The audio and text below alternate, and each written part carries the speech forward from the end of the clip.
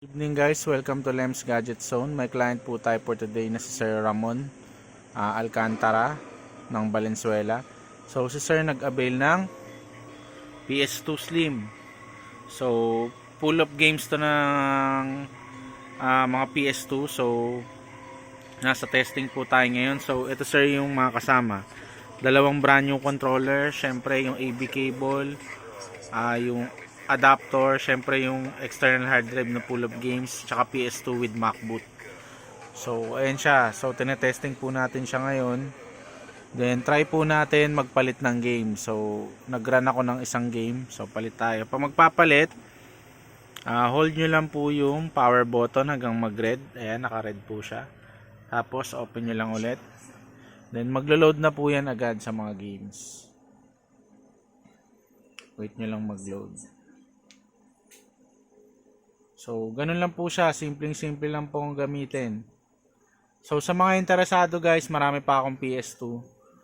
So, kung gusto rin nyo ng ganitong package, PM nyo lang ako. Sa mga mahilig dyan sa PS2. So, ayun po lahat ng game sir.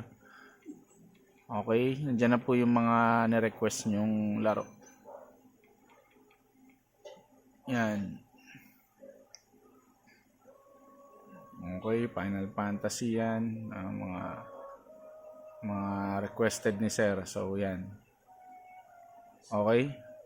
Yung tinesting natin kanina is SmackDown versus Raw. So try naman natin God of War. So press X to run. So ganun lang siya kasimple gamitin Sir. Pag open nyo, saksak nyo lang kagad yung memory. Tapos external hard drive, dapat ganyan po setup sir. Then run na po kagad God of War. So ganun lang. So papakita ko rin dito sa video na to kung paano mag-delete ng mga save. Okay. Wait lang natin siya mag-load. So yan, God of War. So dun tayo sa pag-delete ng save sir. Pag-delete, patayin muna natin yung unit. Syempre dapat naka-red.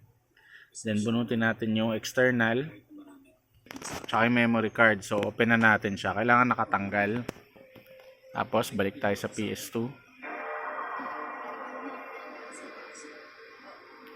Then pupunta lang po kayo sa browser.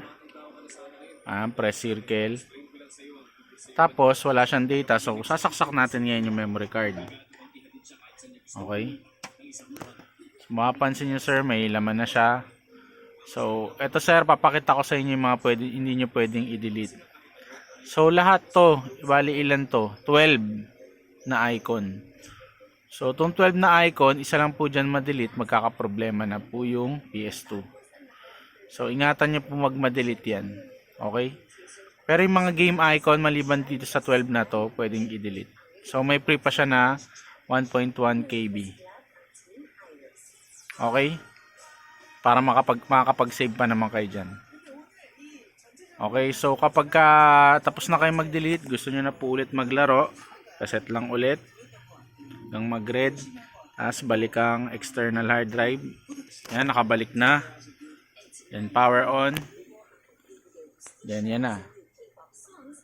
Then yung pre-MacBoot icon, then lalabas yung OPL, then run na ulit ng mga games. So, simpleng-simple lang siya sa mga mahilig dyan sa PS2 games, sa mga may gustong balikan na laro sa PS2. So, ito na yung pagkakataon nyo guys para malaro sila. So, hindi nyo na kailangan na CD-CD rito. Sa mga may lumang PS2 dyan, pwede natin i-setup yan ng ganito. PM lang kayo guys. Okay? So, sir, for deliver na po. Salamat.